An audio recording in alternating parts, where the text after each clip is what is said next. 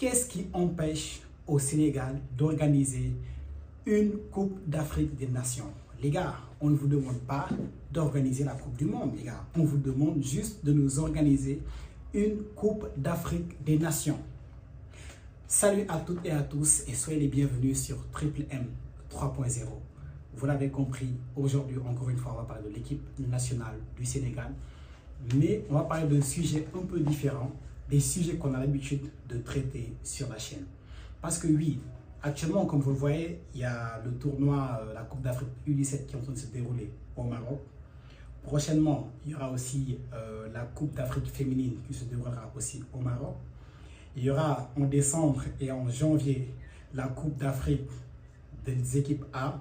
Et j'espère que d'ailleurs on y sera, Inch'Allah, en fin d'année. Et ça m'a amené à réfléchir. Qu'est-ce qui empêche au Sénégal d'organiser la Coupe d'Afrique? Mais oui, la dernière Coupe d'Afrique qui a été organisée sur le sol sénégalais, à l'époque, je n'étais pas né. La dernière Coupe d'Afrique organisée ici au Sénégal, c'était en 1992. À l'époque, je n'étais pas encore né, les gars. Et beaucoup de personnes qui sont en train de regarder la vidéo actuellement, ils n'étaient pas nés. Donc, c'est pour vous dire qu'il y a un vrai problème. La nouvelle génération, aujourd'hui, on aimerait accueillir la Coupe d'Afrique des Nations.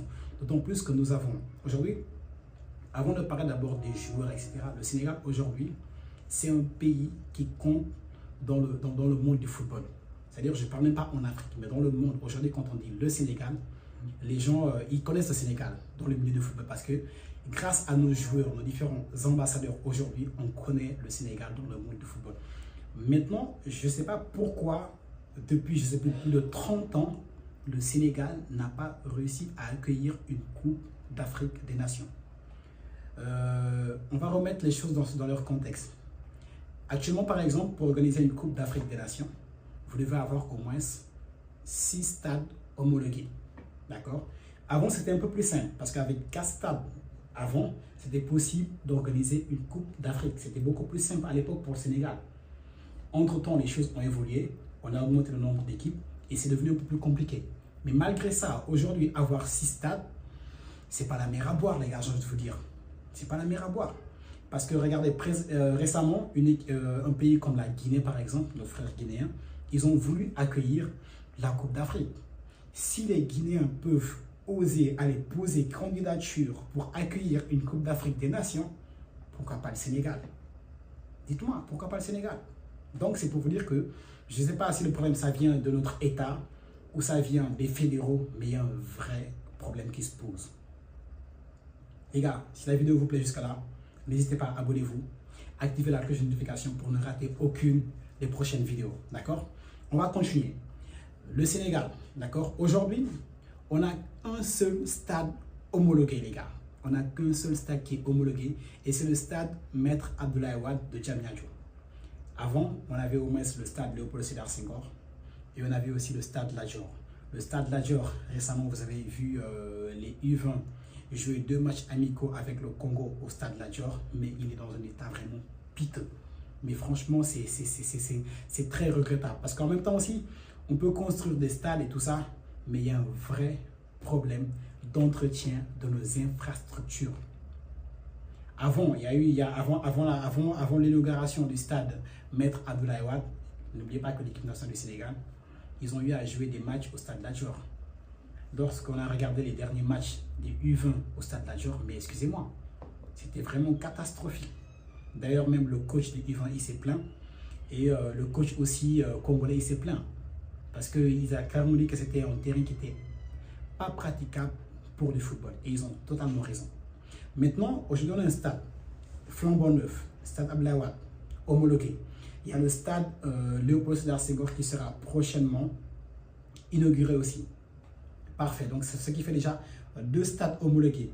Le stade Lat Dior, il suffit juste de refaire quelques travaux pour que le stade soit encore homologué tranquillement. Ça nous fait quoi? Ça nous fait déjà 3 stades, les gars. Il nous manque quoi? 3 stades pour avoir 6 stades. Tout en sachant qu'on a par exemple la Casamance, les gars. Et comment dirais-je, l'aéroport qui est à côté. Mais donc, franchement, ça simplifie la tâche, en fait.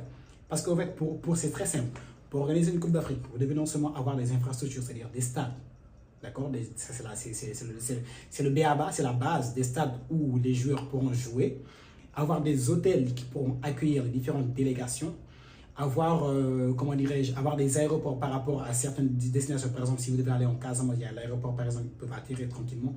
Ils iront à l'hôtel, tranquille. Avoir aussi, comment dirais-je, un bon trafic par rapport aux déplacements, des routes praticables, etc. Qu'est-ce qui nous manque en fait? Donc là, vous avez Dakar. Vous avez deux stades à Dakar, le stade Abdoulaye Wade, le stade Léopold. Vous avez le stade de Thiès. Vous avez un stade en Casamance, à Ziguinchor. Vous avez soit, vous prenez soit le stade de Saly qui est à Hambourg par exemple, parce qu'à Hambourg, vous pouvez avoir un stade, c'est au bord de la route, Caroline Faye. Le stade Caroline Faye, c'est au bord de la route.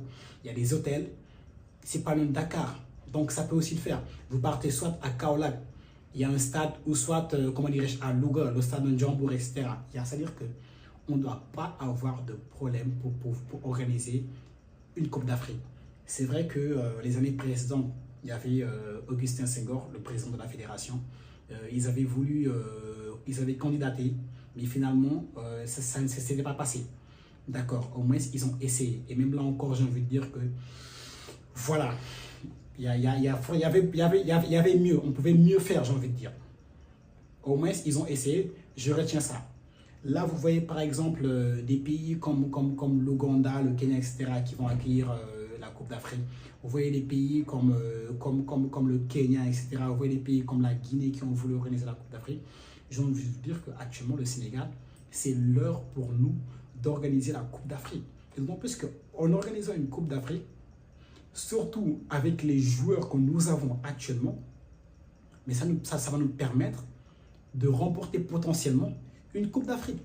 La dernière Coupe d'Afrique qu'on a perdue face à la Côte d'Ivoire, si on avait joué ailleurs qu'en Côte d'Ivoire, les Ivoiriens, on les aurait tapés, les gars, mais tranquillement. On a perdu face à eux parce que c'était justement sur le sol ivoirien. La baraka du pays organisateur. Même si on se rappelle tous qu'ils ont été aidés par l'arbitre. Je me rappelle de Krépin Diatta en conférence de presse qui disait justement que, voilà, il n'avait pas tort. Vous voyez ce que je veux dire? Et surtout que nous, on a des très bons joueurs. Imaginez, on organise une Coupe d'Afrique ici au Sénégal avec les supporters sénégalais, les gars. Mais ce serait une dinguerie, les gars. Ce serait un truc de malade. Imaginez un match où le Sénégal doit jouer, je ne sais pas, face à l'Égypte, face, je ne sais pas, à la Côte d'Ivoire. On nous amène le match à Ziguinchor, les gars. Ah, mais est-ce que vous imaginez le truc? Ce serait un truc de fou furieux. Imaginez, on doit avoir une finale ici au stade Abdoulaye Wade ou au stade Léopold Sédar Senghor. Mais ce serait un truc de malade, les gars. La Coupe d'Afrique, si on la organise ici, mais elle ne sort pas du Sénégal. Donc, c'est quelque chose, franchement, les fédéraux, l'État, j'ai envie que, franchement, ils travaillent sur ça. Et justement même, parce que, en fait, je trouve que c'est là où j'ai envie de vous dire qu'il doit y avoir pas mal de changements. Et justement, prochainement, il va y avoir des élections pour élire le prochain président de la Fédération sénégalaise de football. Moi, personnellement, j'ai mon candidat. Et c'est monsieur Iliman Lam. Oui, j'ai envie de voir quelqu'un qui a des grandes ambitions. Quelqu'un qui a envie de tout révolutionner. Quelqu'un qui a envie de tout changer. Et le gars, il ne se cache pas. Il a clairement des ambitions. Déjà, récemment, j'ai entendu son interview où il parlait par rapport au championnat local. C'est la base. Et par rapport à ce que j'ai entendu, ne serait-ce que le fait de le dire, de le penser, déjà, ça montre qu'il a clairement envie de changer les choses. Parce que oui, si aujourd'hui on peut avoir un championnat performant, on a de très bons joueurs, ça on ne discute même plus parce que nos joueurs, à chaque fois qu'ils sortent du championnat Sénégal, ils partent en Europe, ils deviennent les meilleurs joueurs, ils deviennent parmi les meilleurs joueurs africains. Mais j'aimerais voir le Sénégal faire la même chose que ce qu'a réussi à faire l'Égypte. Les Égyptiens, ils ont réussi à remporter 3 Coupes d'Afrique d'affilée, si je ne me trompe. Et pourtant, ils avaient des joueurs qui évoluaient en Égypte, les gars. Mais s'ils ont réussi à faire, c'est parce qu'ils ont un championnat de très bon niveau, avec un niveau très élevé. Ils jouent quasiment chaque fois la Ligue des champions africaine ou la Coupe de confédération africaine. Ils la remportent régulièrement. Ils ont des très bons salaires. Ils ont un championnat hyper relevé. C'est pour ça que beaucoup de joueurs, aujourd'hui, quand on les propose d'aller en Europe, mais ils refusent. Gabaski, les gars. Vous vous rappelez tous de Gabaski. Qui peut l'oublier? Aucun Sénégalais ne peut oublier Gabaski tellement, voilà. Quand on a proposé d'aller en Europe, il a refusé, les gars. Parce qu'il gagne un très bon salaire en Égypte. Il voit sa famille, il vit avec sa famille. Pourquoi s'expatrier? Ce n'est pas tout le monde qui a le rêve d'aller en Europe, etc. Non. Et pourquoi pas, moi aujourd'hui je peux être footballeur, j'ai envie de jouer au Giraffe, j'ai envie de faire carrière, je sais pas moi, dans un club ici à Niar, Italie, j'ai pas envie d'aller en Europe, j'ai envie de rester ici. Si j'ai un bon salaire, un championnat qui est compétitif, qui me permet d'aller en équipe nationale, parce que le championnat sera avec de très bons niveaux, c'est possible les gars. Ça ne s'arrête pas là. Monsieur Iliman Lam, il a des ambitions parce qu'il a envie aussi de l'équipe nationale. Ça marche, mais il a vraiment envie de faire des grandes choses. La preuve, c'est justement quand il a réussi à faire venir Carabao Drink Energy ici au Sénégal. C'est de ça dont on a besoin. C'est de ça dont on a besoin. Aujourd'hui, le Sénégal qui part jouer un match amical avec l'Angleterre, c'est bien beau. Pourquoi pas le jouer ici au Sénégal? Donc, à un moment donné, on a envie du changement dans notre football. Il y a pas mal de choses comment dirais-je, les fédéraux en place ont réussi à faire, on applaudit pour ça. Mais il y a aussi beaucoup de choses qui restent à faire. Et justement, c'est pour ça qu'on a envie de voir une nouvelle personne, un sang neuf, quelqu'un qui va venir avec des idées révolutionnaires pour changer ça. Parce que franchement, en termes de talent, moi, je peux regarder les yeux dans les yeux un pays comme la France, comme l'Angleterre ou comme le Brésil. On a de très bons joueurs, les gars. On a vraiment de très bons joueurs. Maintenant, il faut qu'on arrive à structurer tout ça, qu'on réussisse à avoir un très bon championnat compétitif. Nos joueurs, certains joueurs qui peuvent s'expatrier, qu'on organise des compétitions, les gars. La Coupe d'Afrique U17, la Coupe d'Afrique U20, etc. Pourquoi on ne les organise pas, ces compétitions? On a envie de voir ça ici au Sénégal. L'exemple, c'est les JOJ. Récemment, le Sénégal va organiser les Jeux Olympiques de la jeunesse. C'est bien, on veut rester dans cette mouvance. Et c'est pour ça que je voulais faire cette vidéo. C'était vraiment une vidéo que je voulais faire. Et j'espère que ça va tomber, qu'un gars de la fédération va tomber sur cette vidéo, qui va le partager à d'autres, etc. Et qu'ils vont voir ça. Les gars, déjà, vous qui allez voter, parce que moi, je ne peux pas voter. Vous qui allez voter là, franchement, ne votez pas juste pour une personne. Votez pour un programme, les gars. Ne votez pas juste parce que Moustapha, il est beau, il est gentil, il donne de l'argent, etc. Non. Votez pour la personne qui aura le meilleur programme. Mais moi, je parle de Iliman Lam parce que c'est un programme qui m'a convaincu, moi, personnellement. Si vous voyez qu'il y a un autre programme qui reflète vraiment ce que le football sénégalais, ce dont le football sénégalais a besoin, et bien votez pour lui, les gars. Parce que nous, on n'est pas président de club, on ne peut pas voter. On est juste des amateurs de foot, on aime le foot, etc. On aime l'équipe nationale du Sénégal, mais on ne peut pas voter, les gars. Donc, vous qui pouvez le faire, franchement, prenez votre temps, faites le pour et le contre. Ne faites pas des trucs de compagnonnage, etc. Non. Mettez l'intérêt du Sénégal en avant. L'intérêt du Sénégal doit primer par rapport à tout. Et je vois que nous tous, s'il y a quelque chose qui nous réunit et qui va continuer de nous réunir, c'est notre amour pour l'équipe nationale du Sénégal, notre amour pour ce pays. Sur ce, je vais m'arrêter là pour cette vidéo.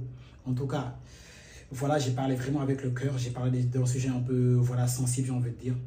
Si vous avez aimé la vidéo, les gars, n'hésitez pas, lâchez-moi un gros pouce bleu, ça m'aide beaucoup.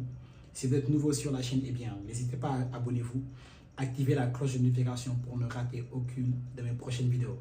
C'était Triple M, peace out.